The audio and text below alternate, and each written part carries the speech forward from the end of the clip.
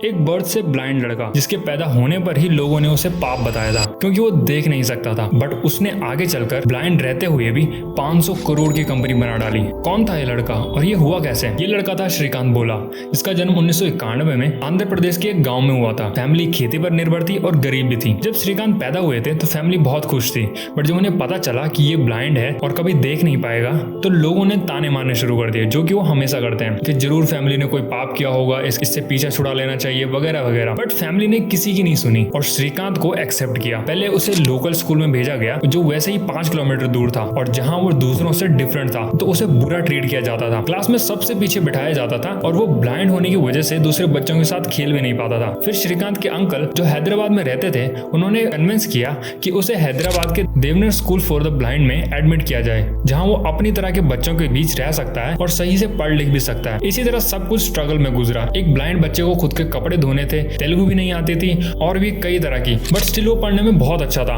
और 10th के बाद जब श्रीकांत ने साइंस स्ट्रीम चूज करने की सोची तो आंध्र प्रदेश बोर्ड ने मना कर दिया क्योंकि वो विजुअली इम्पेयर्ड था, देख नहीं सकता था। बट श्रीकांत ने क्या किया, वो कोर्ट चला गया बोर्ड पर केस करने। 6 महीने तक केस चला और फिर फाइनली कोर्ट ने श्रीकांत को साइंस स्ट्रीम चूज करने की परमिशन दिला डाली। और श्रीकांत इंडिया का पहला वो स्टूडेंट था जो ब्लाइंड होकर भी साइंस स्ट्रीम में था। इसके बाद 11th में श्रीकांत ने स्कूल को भी 98% लाकर प्रूव कर दिया कि वो मामूली तो नहीं है, और 12th में भी थोड़ा सा ही कम but almost similar marks score किए। इसके बाद आया एक और चैलेंज कॉलेजेस का। श्रीकांत ने IIT में एडमिशंस के लिए कोचिंग करने के लिए अप्लाई किया, बट कोचिंग सेंटर्स ने उसे रिजेक्ट कर दिया और यहाँ तक कि बिट्स प्लानी जैसे टॉप कॉलेजेस ने भी उसे रिजेक्ट कर दिया क्योंकि वो अगेन उनके अकॉर्डिंग फिट नहीं था कोर्सेज के लिए।